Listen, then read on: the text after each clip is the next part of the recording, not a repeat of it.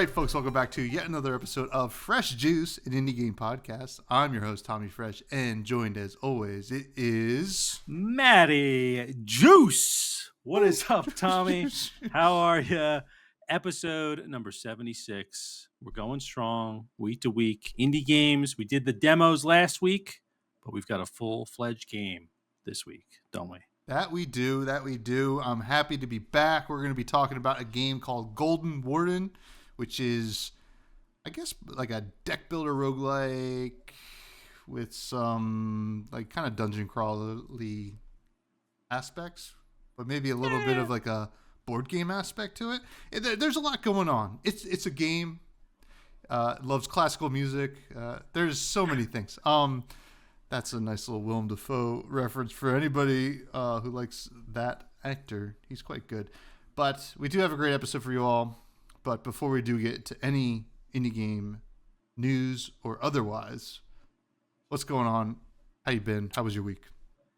Yeah, doing good overall. Just met with the accountant, so that's always fun this time of year. And I told Maria right after, I was like, we got 364 days of freedom until we have to have this conversation again, basically, because, never look forward to that, I guess. I don't know, it's whatever. But yeah, I've been doing good. More dog training stuff over the weekend. And then actually carved out a little time on Sunday morning after, surviving daylight savings to play some games with the boys. Played a little bit of... we actually played PUBG a little bit, and then we played Call of Duty Zombies. We played a little bit of that, which was fun. Yeah, it was good to just kind of... I enjoy, like so much of what, we do is like we're playing games for content reasons, right? Mm-hmm. It's always nice to just play something where you're just like, I don't care. Yeah, we don't need to record this. I don't need to like think of what my opinions are on this. We can just like... mindlessly play something with the boys. So it was a good time. It was fun. Yeah. And that was that. Then just kind of watched some TV. Been watching The White Lotus on HBO, which is weird, very weird. And I don't know if I even like it yet, but so just been killing time doing that. But what about you, Tommy? Same writer as School of Rock, right? I believe. Yeah, Mike White. Yeah, yep. He's in School of Rock. Yeah, he's Ned Schneebly. Yeah, exactly. Yeah. Yep. Shout out Ned Schneebly. I had a good, busy weekend, kind of. On Friday, hung out with some high school buddies. Shout out Gabe, Eric, and Hurley. And I thought you were hung out with some high school kids. No, pretty cool. They were going to prom. They're getting ready for prom. Yeah. I was giving pointers. No, some friends from when I was in high school. And our buddy was headed back to Canada the next morning. So based on what's been going on in the world, we may never see him again. So there's that. But so we hung out. That was fun. We were, it was just like a good time, just laughing. Having a, just a nice little laugh. The one buddy took an edible while we were sitting there, so he was really laughing. I'll tell you that much. So that was kind of fun. And then the sister-in-law was over this weekend, so hung out with her and my wife. We went out to dinner, made them play some of my game I'm working on. Put some new twists on it, and we had a good time. Actually, I think it's getting to like a really good spot. Like I was already in a good spot. I haven't really talked about it on this podcast, but I think it's getting to a really good spot. So I'm pretty happy with that. And then played some Flesh and Blood, and and then it was work today, and work sucks, but it's it is what it is. You just got to keep doing it so we can play more indie games. And eventually this will be the work. Yep. And we'll be missing the corporate life. We'll be like, man, I miss... No, that won't happen. That will definitely not happen. We'll get there. Well, and now is as good a time as ever to, first say, like, comment, subscribe, tell your friends about this podcast if you like it. And then also, we have huge news. We do have a Discord. it is, well, I've heard, very hard to get a Discord. We got one, and it's free for anybody to join. Great place to hang out. We drop game recs. We're like, oh, has anybody played this? Last week we played Steam Next Fest demos. We had some members, shout out Capolo, talk about some of the games that they played. It's just a good old time in there. Get in there while the going is good before you're going to come in and there's going to be like so many juice heads and you're going to be like, will I fit in? Yeah, you'll fit in no matter what. Actually, you can go in there whenever you want, but sooner the better, I would say. Absolutely. I don't know if they put caps on members for Discords. I don't really know. But we got to be close. No, but it's a great place. And honestly, it's something where if I see, a little notification icon, I'm like excited. I'm like, oh, what was in here?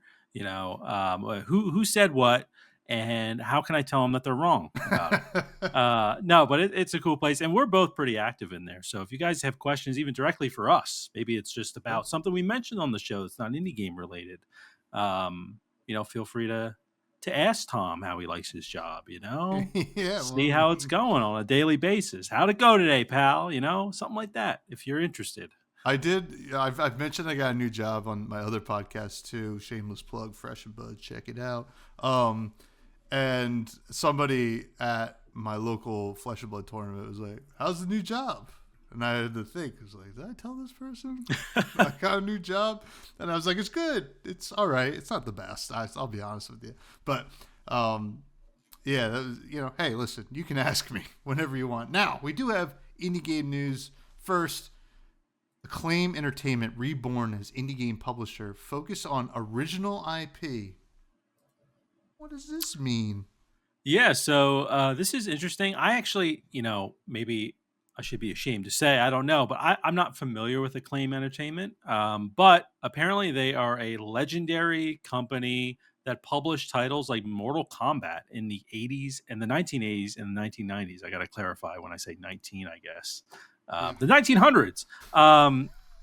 And now they're back as an indie game publisher. So it says, after more than 2 decades, a team of industry veterans has united to bring back one of gaming's most iconic brands to publish original intellectual properties. And it's a relaunch and revitalization of the Acclaim brand with a completely new team. Some players have an association with Acclaim in the past, but it's all a new team. It's an all new team. So I don't know. I just thought this was interesting because I don't know how common this is for a kind of praised, it seems like, publisher from back in the, what is it, 40 years ago, comes back as an indie game publisher with a whole new staff, but still the same brand. I feel like this is something, when I saw this article, I was like, Midway Games, can you do this? I want Midway to do this and bring back Gauntlet Dark Legacy. So I don't know. I just thought it was really cool. And I would love to see this for like that example I just gave and probably, 100 more that I can think of. But what do you think about this, Tom? Well, I thought the exact same thing. I was like, Midway Games, obviously, bring that back. Yeah. But I do recognize Acclaim. I definitely played some Acclaim games back in my younger years. I mean, I'd played Mortal Kombat, but I definitely played some of their other titles. And it's kind of cool. Cool concept. Be interested to see if it really pans out. It seems kind of ambitious, but listen, I mean, if you got some vets going in there, that's pretty good. But yeah, Midway Games bring it back. Now, I will say, I watch a lot of video game content now, especially indie video game content. And I will say the Gauntlet and Gauntlet Legends and Gauntlet Dark Legacy get mentioned more and more as not even just I'm clicking on videos where it says this game's like that, but it's just coming up in conversation. So I think our generation, which really we're captured by those games, is getting to that point where we're definitely making content where it's relevant. That's the word. And there it is. And that also means that maybe we'll be getting some devs that also feel the same way. So it'd be kind of cool.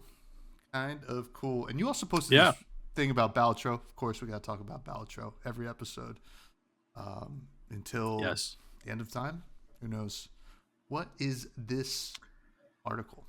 Yeah, so this is a pretty cool one. Baltro's first few hours generated over $600,000 and, quote, far more money than the roguelike's creator had ever made, Local Thunk. And a quote from him, "It is the most surreal day of my life." So just some feel good news. Obviously, we love Local Thunk here. We talk about him pretty often. We love Balatro, but we always knew. Obviously, it's a success, but to put some like numbers behind it, right? You're like, wow, the first few hours, $600,000, and it wasn't even out on mobile yet. Yeah, or it was just out on Steam, right? Basically, yeah, it was just Steam. Yeah. So no, it released on Switch and the consoles as well. Okay, but that might just be from Steam. Yeah, it could be. Yeah, and also obviously, like the mobile market is like bigger than any other gaming market. So can only imagine what it is now, but just awesome, that like obviously if he plays his cards right, he's like pretty much set for life, like the Stardew Valley dev. So pretty cool stuff here. Yeah, you mentioned playing his cards right.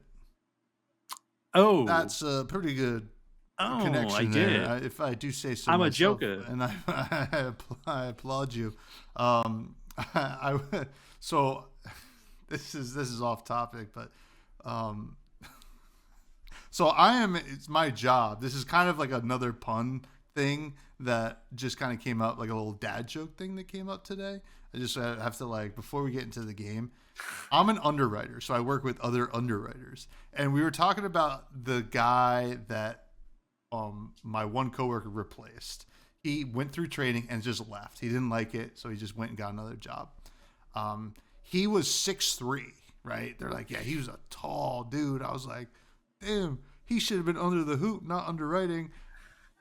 It got a little bit of a chuckle. I appreciated it. It was like, I would have liked a little bit more, but I thought that was pretty good. 6'3", I mean, like, and then the one guy took it really literally. He's like, 6'3" is not that tall for a center. I'm like, listen, taller than me. I was like, my God. But anyway, basketball. See, I thought you were going to say that he should have been an overwriter or something like stupid like that. But I mean, that doesn't. I don't know if that even makes sense. It does kind of. I mean, that one. I would say. I mean, like, I was definitely stretching with under the hoop, but stretching like Michael Jordan in Space Jam.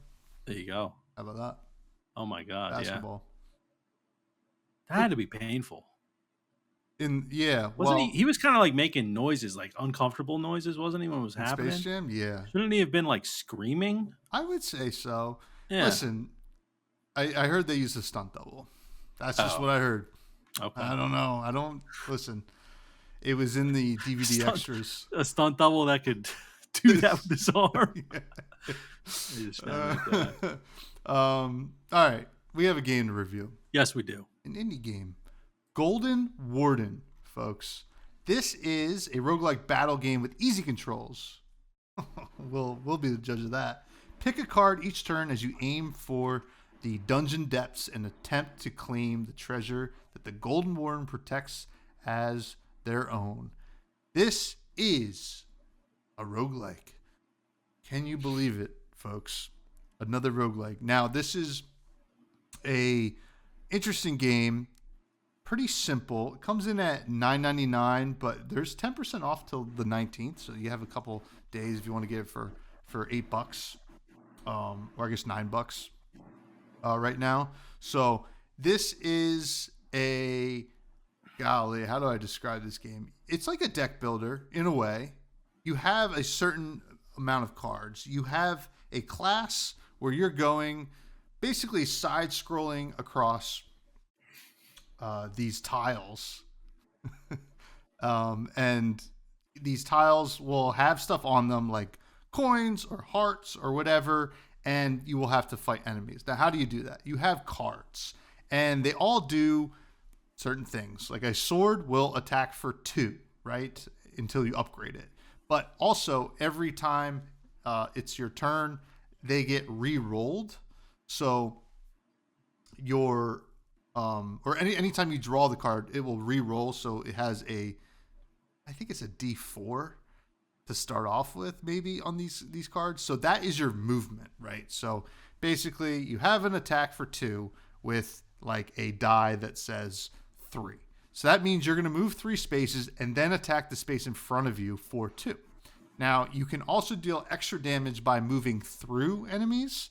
So if you were 1 space away, right, from an enemy, and you play a card that moves you 3, you will dash through the enemy and I believe deal 2 damage. So this is how you kind of do combat in this game. There are ranged weapons as you do different classes, because you can unlock different classes as you move through this game. And there's also defensive cards and different kind of weapon cards you can get. You know, for example, you can get a kunai, which is like a throwing knife, or a spear, which will attack 2 spaces ahead of you, or, you know, certain things that will do more damage, like a bow and arrow that will do more damage from over 4 spaces away, right? So it's a pretty cool little easy system to kind of learn. The tutorial's pretty straightforward. Now, it's pretty obvious that this is not English is the first language game. So sometimes there's a little bit of a here and there, nothing like game breaking or like really hard to understand. There sometimes some translation quirks where you're like, I don't know if that's what they mean, but for the most part, it was pretty easy to understand. And yeah, so you kind of go through X amount of spaces each level, and then you go down the stairs, and then you go to the next level. And after, I think, 3 levels, you go to a boss, and then you go to the next area. So you kind of keep doing that. It's the roguelike kind of thing. And yeah, that's like the gameplay, right? You know, there's some kind of neat little things you can do. There's in the bottom of the screen, you have 3 hands, essentially. The middle hand is of 3 cards. Those are the cards that you're drawing from your deck and can play. And then off to the right is like extra cards you get for killing an enemy. And that's kind of like a reserve. And then on your left, you have 4 cards that can be like items or something like that. So it's kind of the gist of the gameplay. The combat's like pretty easy to kind of understand.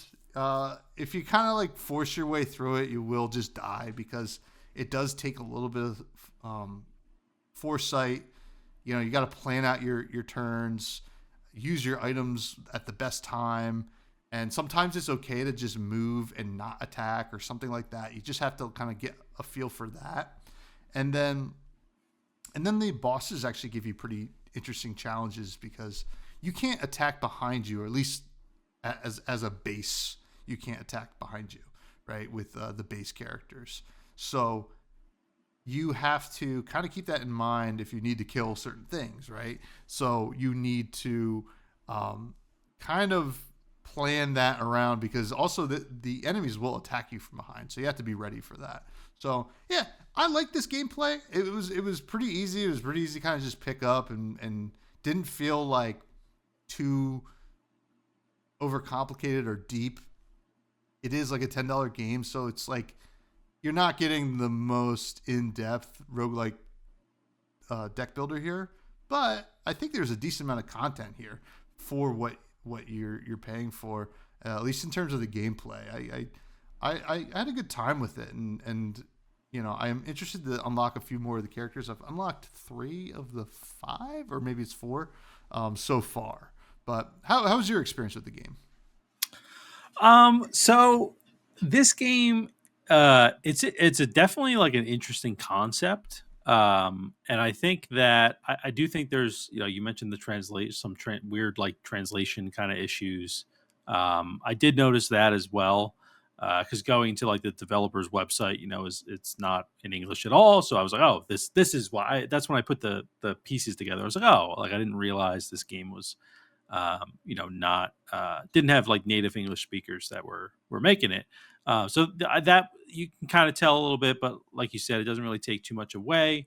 I did almost find the game for being a deck builder. Um, I did find it like not that it's easy because I do agree you have to think you can't just power your way through. Which in the beginning you might think oh, that was pretty easy, like getting through that level. I'm gonna just power my way through the next one, and then maybe that does work. But then by like the third one, you're like, okay, I can't do that anymore. So you kind of have to, definitely think a few moves ahead. But I kind of found it almost like too simple in terms of like what I could do. Like I I don't know. I don't really know exactly what it is, but I just was like, oh, I'm just I don't know, clicking one thing and then something happens and then I have to click maybe the same thing. Like it just kind of until your deck gets a more variety in it and the enemies get a little bit more interesting. There's like sticky areas and stuff. There's like different types of tiles you can find. I just kind of found the beginning of the game just like this is just too simple, and it almost like turned me off of the game. I was like, I don't even like what if every level is going to be like this. I don't really want to get into it. And then it started to get a little bit more interesting because it started to get harder. Um, so, I mean, overall, I do like the gameplay. I think it's not hard to understand. There's a decent amount of depth to it in terms of how far you can go in the game, like content wise. But I just found like I don't know, each turn was like not that interesting to me. I was like, okay, well, I'm either gonna block this attack or like I need to reshuffle my cards and get something else. Like I don't know, just kind of I felt like there wasn't a lot of options I had every turn, and maybe I was looking for a little bit more of that. Maybe even like, oh, I'm playing two cards, and something's happening. I don't know, something like that. Also, I was going to bring this up in the art section, but why are we using dice again? This reminds me of freaking what was the game? Die in the Dungeon, Mm-hmm. was it? But Die in the Dungeon was definitely use the dice better than this game. But I was looking for like an animation, right, of like a dice rolling. Like, why in this game it literally just represents a number, Yeah. of spaces you can move. Like they could have just put like like the number in the top left. Like I don't understand why there's dice. It's just weird to me. I didn't realize that. I just thought these were like symbols at first. I didn't realize that they correlated with like how many spaces you move. So I was like, oh, these are why are these dice? So that's just my pet peeve. I don't know if this is going to become a thing now where like these games just throw dice in it and then I'm going to complain about it. But that was the last thing with the gameplay I wanted to mention because it just could have been numbers. But obviously it doesn't impede on the gameplay at all. It's just like a weird choice to me. Yeah, I mean, you're definitely hitting on some stuff. Like there is a basicness to this game that as a concept is certainly doing something pretty unique, I would say. I'm not a huge fan of the dice stuff either. I understand why they're doing it here, because it adds like variance to like the cards can always be different and like how they'll interact with like you playing the turn, right? Because like you'll have like a 2 attack card and it could be any varying level of good, right? Like if it moves 5 spaces, you're like, hell yeah, this is like really good. But then you get a reroll and it's 1 space, you're like, I don't want to play this at all. So like I understand that. Although I will say, in my experience, oftentimes dice rolling stuff will be kind of a cop out to try to like add like a variance to the game, to any game really, like even a board game, right? Like you remember, did you ever play the cryptid game that I made? Yeah, Cryptic Catchers. Yeah, it was all dice rolling, right? And it was like it was a good time or whatever. It was my first crack at it, but like when I look back, I'm like, oh, this was like a cop out in a way for me. I'm not saying this is the case here, but you do bring up a good point. Why do we need more dice? But I can understand it's a pretty easy way to kind of, because like oftentimes RNG is just going to be RNG. It doesn't have to be dice. Yeah. Right. So yeah, understandable. Yeah. To kind of find some issues with it, but story wise, there's not much story here. I mean, you are going through this dungeon to I don't even know why, to be honest. The Golden Warden. Are you the Golden Warden? It says you attempt to claim the treasure that the Golden Warden protects as your own. I think that's a translation issue. Yeah. So you're maybe the final boss is the Golden Warden. Mm-hmm. Yeah. That's possible. So not a lot of story here. This is kind of a bite-sized thing, and we'll talk about what I mean by that when we get to like the aesthetics of the game. But yeah, no real story to kind of speak of. You got some cool characters, right? Like as you unlock the other characters, like, oh, this is pretty cool. And I will say the bosses are really neat as well. Yeah. Right. Like as like, having their own identity in this game, which is like kind of where you're going to get story in stuff like this.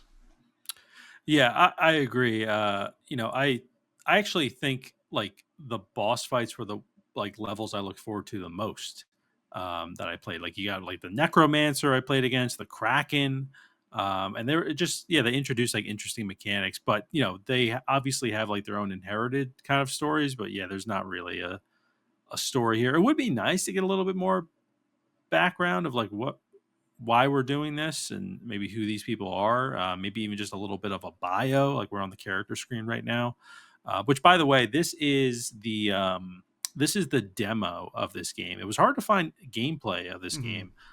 So just as an FYI, there might be slight differences, but it looks pretty similar to the retail version, but just in case you're watching on Spotify or YouTube.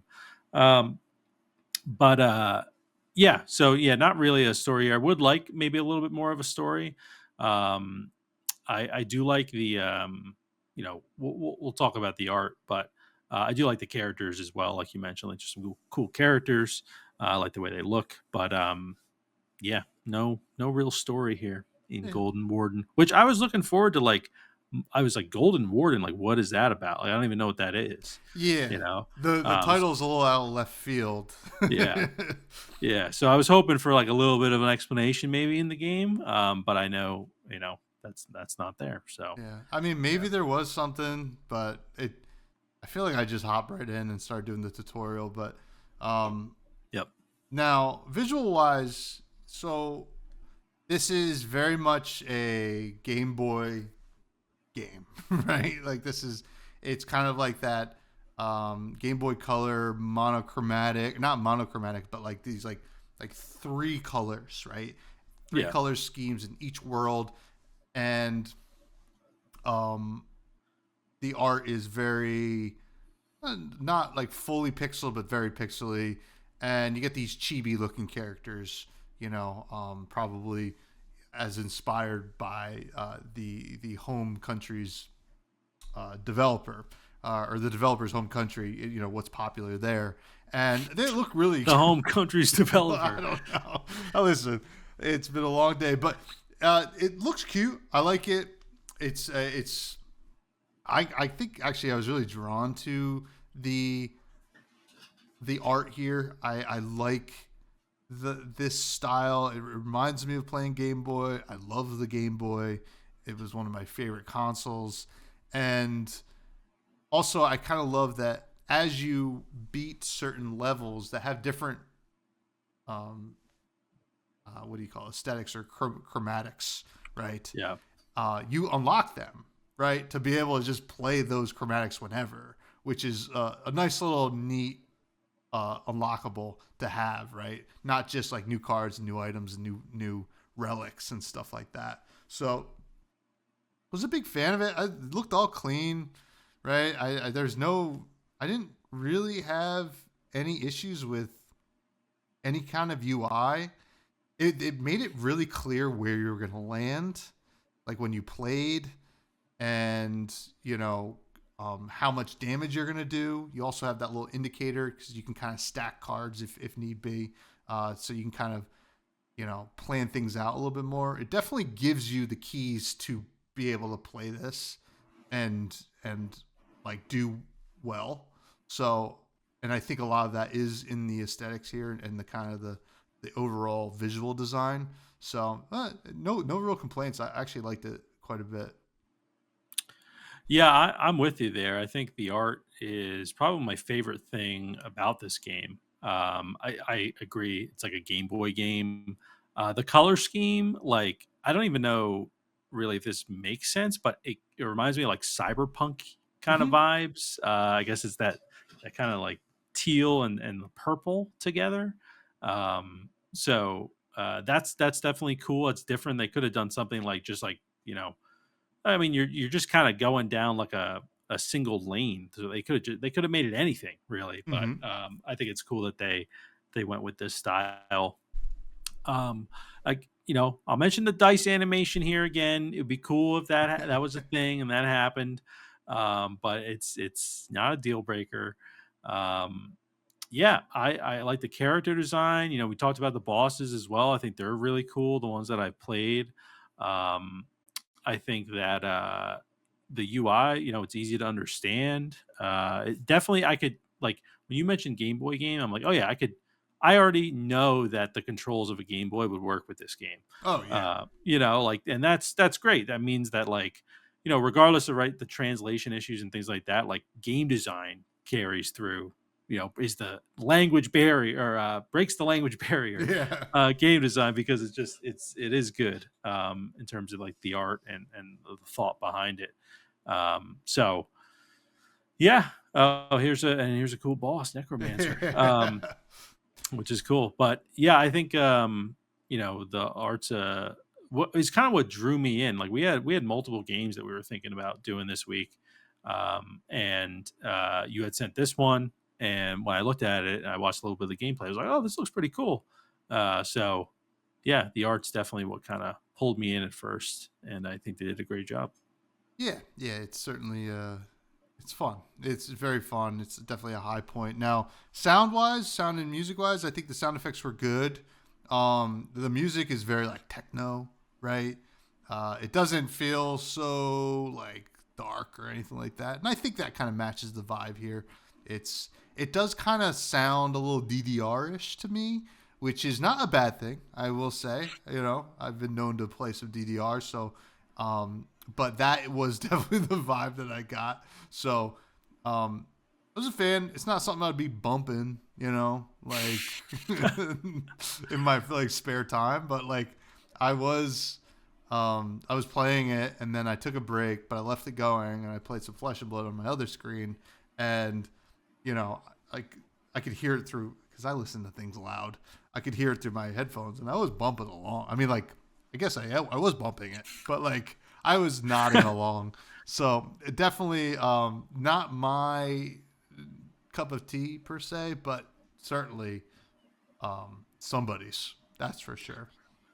Yeah, yeah, definitely someone out there, at least one person for this music.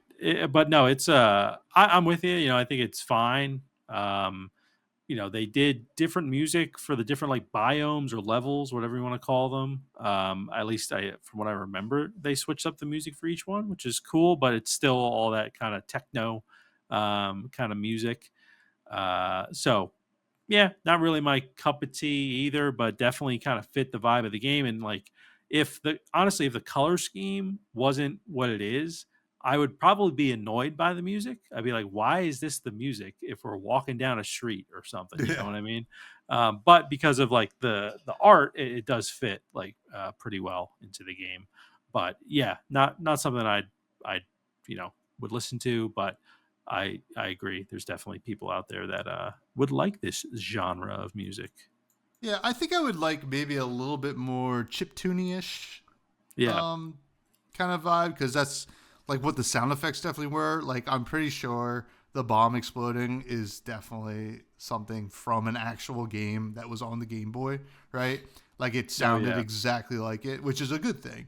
and I think maybe if the soundtrack was a little bit more like that, get some extra points there. But certainly not bad by any means. Now that is going to take us to our final rating. Our ratings are as follows. Performance. Oh, performance. How did it perform for you? I mean, like other than the translation things, which I guess would kind of be the performance side of things, it worked fine for me. Yeah, I didn't have any issues with how it ran. I will say that when you boot up the game and you get to the menu, my first thought was, "Oh, this is like a little bit more rough around the edges than I was thinking it was going to Mm. be." But then once you actually get into the gameplay, it's like pretty tight. Um, so I don't really know what that says about you know kind of the performance, but and then the other weird thing, just in terms of settings, is there's not any resolution options. So you can choose full screen or like not full screen, or full screen or windowed, and then it's just the resolution options are like it's something like, I don't know, like minimum, medium, maximum, or something like Mm. that. And I just thought that was a little weird. So it was a little weird playing like on my screen because I have like a 1440p monitor, and like usually when I open up games, like it's set at 1080 for whatever reason. I gotta switch it, and then I'm like, oh, now it doesn't look blurry. So this game had a little bit of that for me, I think, um, because there's no like actual resolution options, which is just weird to me. So I don't really know why that would even be, unless for some reason this, because it is on the Switch, is this like they built it for the Switch and then ported it to PC or something like that? I don't know. That would be Um, crazy. yeah, because every PC game I've ever played has like some sort of resolution options. I was able to move it to Um, full screen. That was it. I think. yeah, Yeah, yeah, that's what I did. Yeah, but I mean, it still doesn't affect the game at all. But I yeah, just figured it was worth bringing up because it's just weird to me that there's not any, you know, desktop resolution settings. yeah, But yeah, yeah. It's a little strange. I think there's some strange stuff going on in this game. It's not nothing like I'm like, oh, I hate this. It's more like what is this? You yeah, know, kind of thing. But now we do get to the rating. And yeah. our ratings are as follows. The best games are Certified Fresh Juice. These are your Norp Apologues, your Preserves, your Ballatros of the world. We have a Steel after that. Good games, not perfect, but good. Definitely worth the money. You'll have a lot of fun. Ballionaire, Crypt Custodian, The Cub, included in there. On sale, these are games that perhaps are not quite perfect. You might want to wait till they go on sale, or if it's just is really something that's interesting, you might want to get it. But certainly not the good outweighs the bad for sure. And these are games like Wizard with a Gun and Hellskate. Then you have Manager Special after that. These are games that maybe if they're free to play or in a really deep discount, you might want to check it out. Could eventually get into the on sale, region if they do some big updates or something like that, or if it's just like a really specific genre that maybe we aren't into. And then finally, Spoiled Milk, games we don't think anybody should play. Matthew, what are you giving Golden Warden? I am giving Golden Warden a little lowish, but not low, on sale. That's what I'm giving it. Ooh. All right. Because I think that I would like a little bit more depth with the gameplay. Like, like you mentioned, like it's like a basic kind of game. I think it has kind of almost everything else going for it pretty much. Obviously the sound, I'm not super crazy about. But I just would like a little bit more. I was expecting a little bit more out of it. Um, and Yeah, so I'm just giving it a lowish on sale. It was honestly a game like this for me was really never in like the certified fresh juice territory. Going in, I was just like as soon as I started playing, I was like, no, not really there. Maybe it would be like a low steal at best, but that's just me though. For a game like this, I do think it's well priced, worth probably getting on sale if you want to try it out. But yeah, just not fully a game for me. So there you Sure. go. There you go, on sale. But I do applaud the game though, if that's weird Yeah, no, or not. Yeah, like I do think they do some things well, but just I don't know, wasn't for me. So that's what I'm giving it, Tommy. that is all right. I was teetering on this one, to be honest. I was around the low steel range, right? Because I think, like, technically, it's got everything of a low steel going on, with some things holding it back, which is probably why I'm going to give it a high on sale. I think the concept here is actually pretty good, and honestly, like it's so weird to say. It's the thing that I felt weird about, and like I think this is something that could be improved, is that I don't like when roguelikes feel like you're going. This is gonna sound weird, but like you're going from the menu just into the game, back to the menu into the game, right?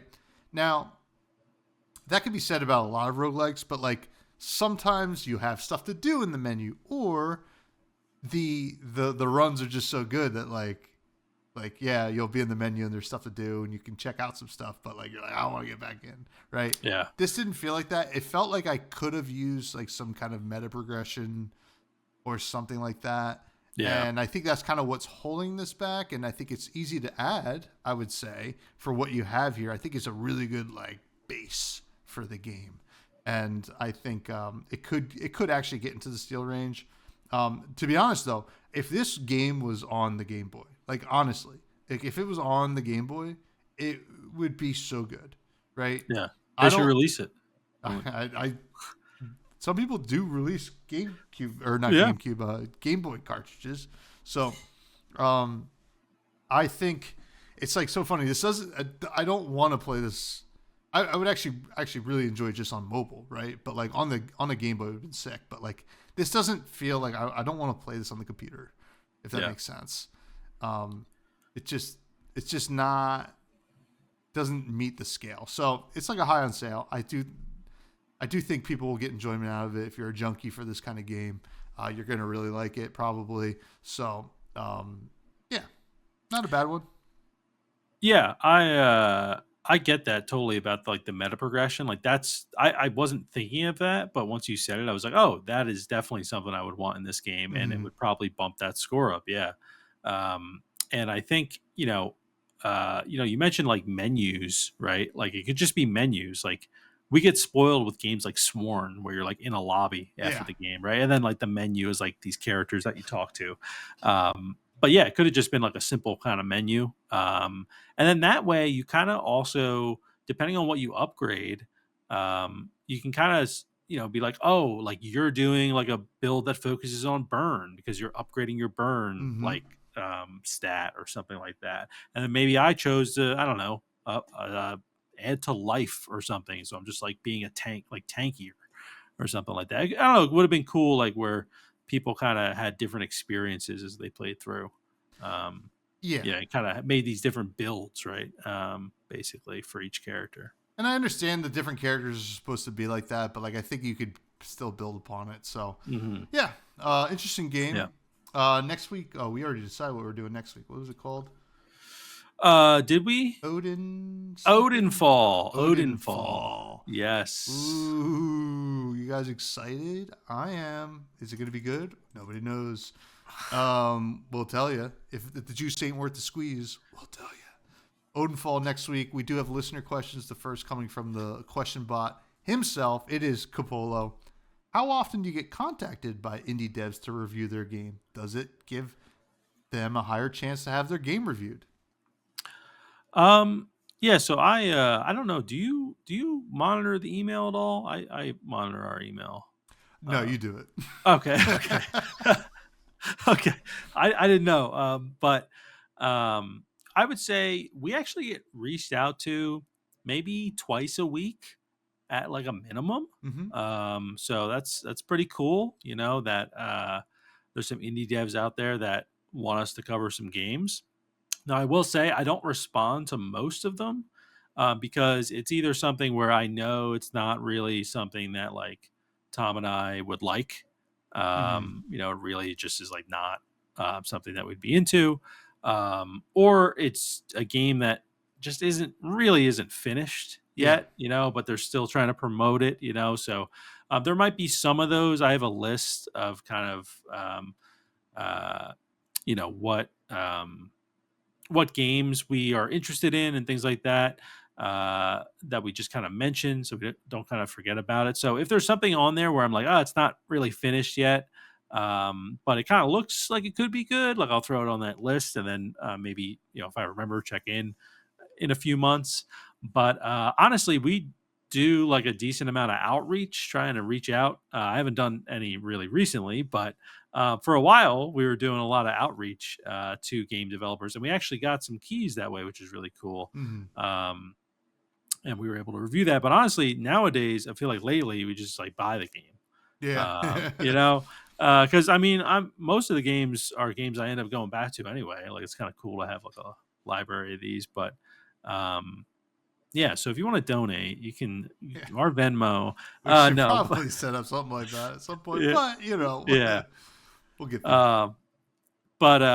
Yeah. So I wouldn't say it gives them a higher chance to have their game reviewed. I will say it guarantees that I look at the game. I look at every email that comes in because we don't get a ton, and I'm always just interested in what's going on. So if you're a developer listening to this right now and you're like, oh, it'd be cool if they reviewed our game, just send us an email because I will definitely read it. So there you go. But good question though, Capolo, because it was something I had to think about. I was like, how often do we get contacted by devs? But yeah, I'd say twice a week at a minimum, which is cool. Did you see the TikTok drama around Shrimp Wizard? Listen, Tom, I do this podcast with you. All right, I try to play cool and all that It's stuff. real. It's But real. when you bring up Shrimp Wizard, I don't know what to do on this side of the microphone. What am I supposed to say? I did. You can say yes or no, and I'll explain what it is. It has exactly something to do with what Capolo asked. Shrimp Wizard. I actually meant to put it in the Okay, news. all right. Tie it back. Let's see you bring it home. I'm bringing it home. So I have not heard of Shrimp Wizard. So it's an indie game, and it was this guy's first game he ever made, and he posted on TikTok. He's like, "My first game ever is going live on Steam right now. I'm so nervous. I hope people get it." Blah blah blah blah. And people went to go see what it was. It was called Shrimp Wizard, and people were really clowning this guy. Unfortunately, it was really really mean. Like, he made a game. It was his first game ever. And the game did not look great, right?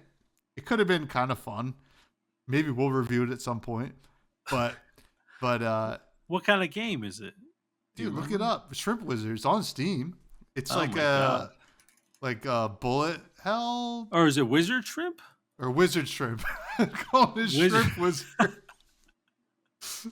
I like Shrimp Wizard. That's better. That probably would have done better. Oh my God, their skill tree is called the Krill tree. That's cute. Yeah. Yeah, okay, I see. Yeah, it almost looks like a Microsoft Paint art style. Yeah. Yeah. I think that's what people were kind of clowning the guy for, but I think people probably ended up buying it to play it because a lot of people were seeing it, people were talking about it, and like just to kind of see, well, if it isn't any good. So shout out Wizard Shrimp, but change the name to Shrimp Wizard, please. Yeah. But next question comes from K-Moore, who asked this today. Happy Mario Day. It is March 10th. Mario games have delved into nearly every genre. What subgenre, not just platforming, do you find as the most fun Mario experience? Oh, I think for me, also happy Mario Day. I think for me, it's probably Mario Kart. Yeah, I love Mario Kart. I've always loved Mario Kart. I was thinking like Mario 64, like Odyssey, kind of like those 3D, like Galaxy, those 3D kind of Those are exploration games, platforming. Sunshine. Are those technically platforming? Yeah, 3D platformers. Okay. Come on, man. Don't you have an indie game podcast? Yeah, well, they're not indie games, so I don't know. That's true. No, but I also, I was even thinking like Mario Maker. Not that I love Mario Maker, but I'm like that they went into the game making category, like a Yeah. subgenre, which is wild. But yeah, definitely Mario Kart is number one for me for sure. What about you, Tom? So I think if I looked at the kind of whole series, right? Mario Kart is probably it because I've loved every Mario Kart, right? And Mario Kart 9 is probably one of my most anticipated non-indie Yeah. games this year. It's going to be sick. But Yeah. if I were to pick a subgenre Mario game that is probably my favorite right now, like if you gun to my head, Mario Tennis Aces. And even like Oh yeah. 64 was good, but like I love Mario Tennis Aces. It was a fighting game that was a tennis game, and it was just it's so good. It's like the Yeah. mechanics in that game are just like perfect. So I love that game. It Oh gets yeah. intense. So great question though, Indeed. Tamor. And finally, from our carp, who will be recording this on St. Patty's Day, maybe as long as you're free. What's your favorite? Not this, but next week's St. Patty's Day tradition. So my favorite St. Patty's Day tradition, honestly, it's just eating corned beef. That's probably probably it. We bought 3 corned beefs this weekend Holy moly! because we're having some people over on Sunday, and we just bought 2 for them, and then we just bought 1 for us, like to have later in the year, maybe or something.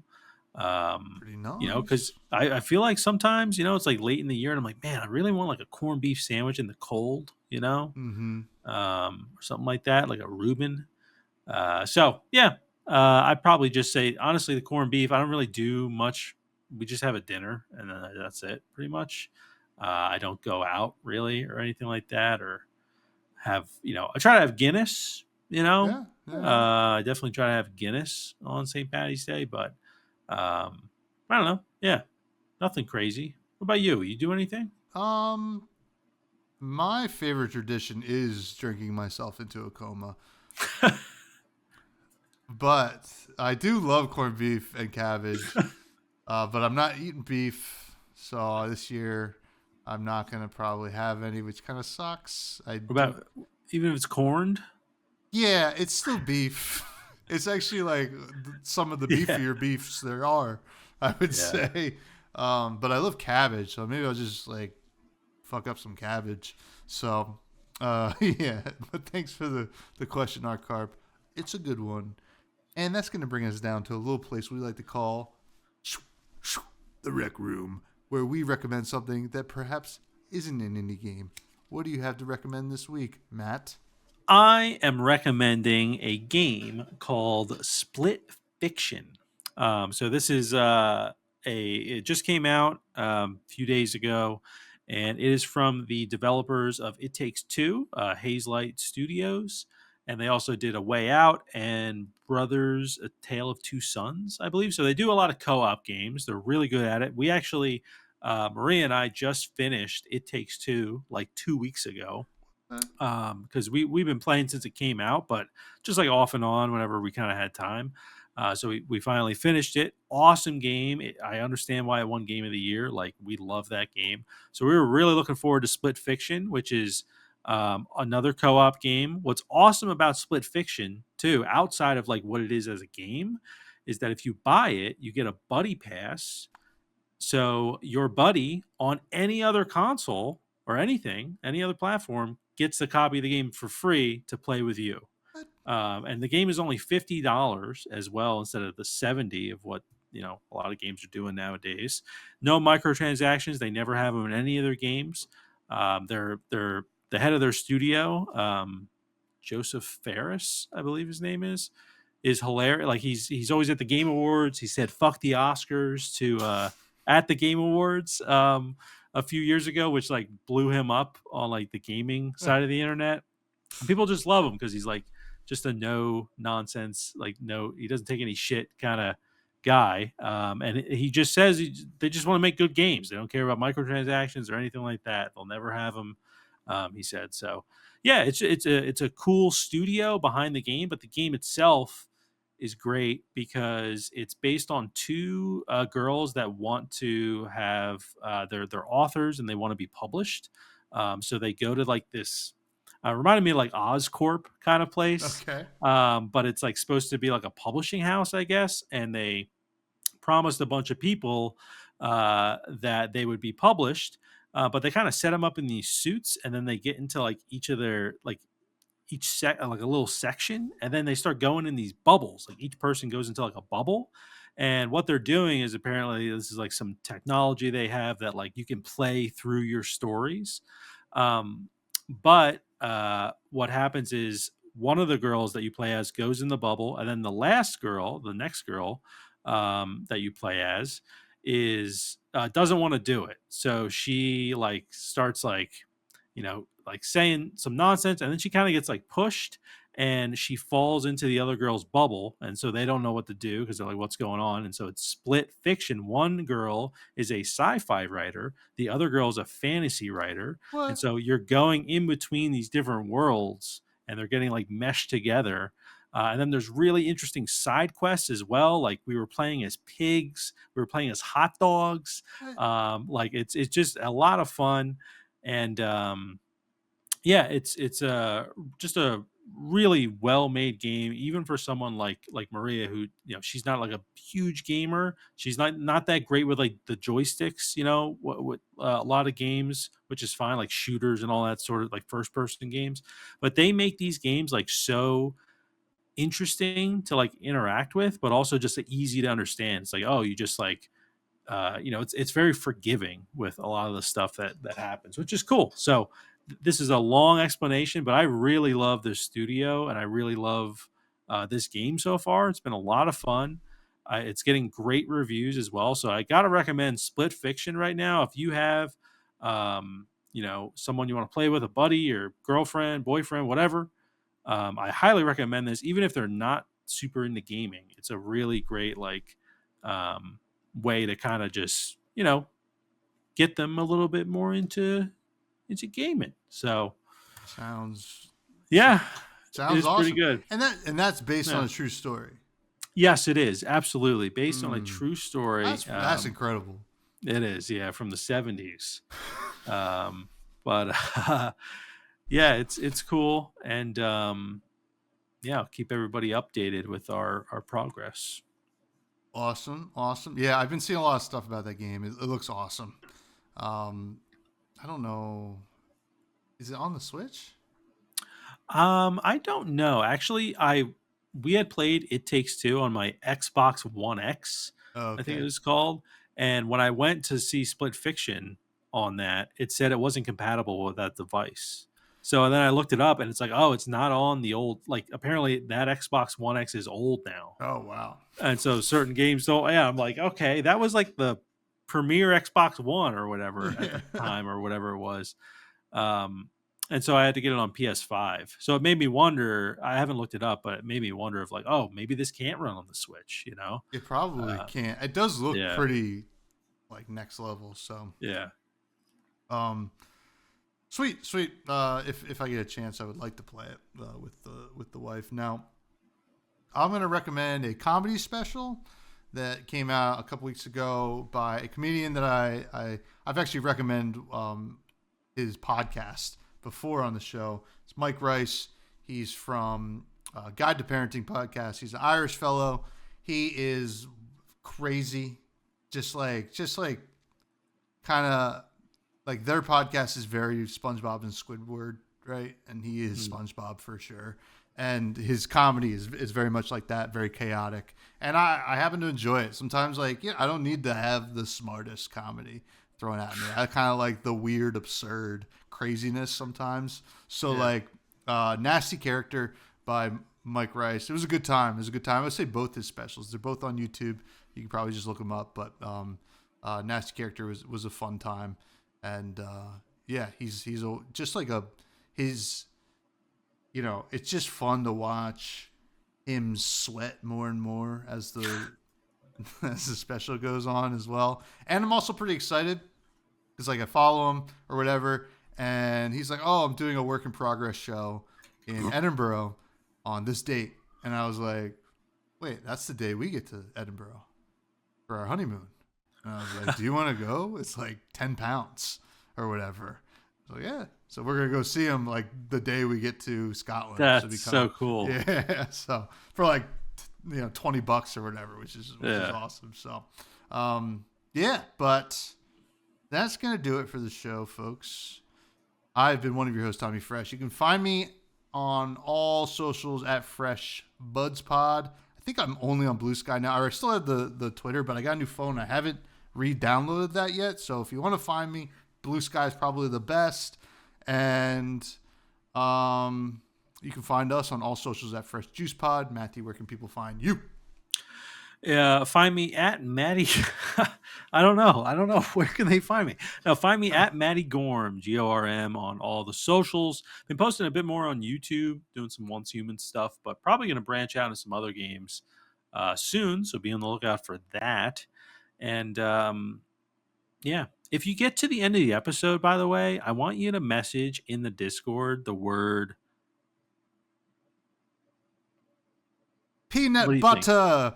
Peanut butter. The word peanut butter. That's one word. All right. I don't want to see a space between peanut and butter. All right. Yep. And you know what they say: if the nut isn't worth the pea butter, it ain't worth the squeeze. Fresh juice. See you later.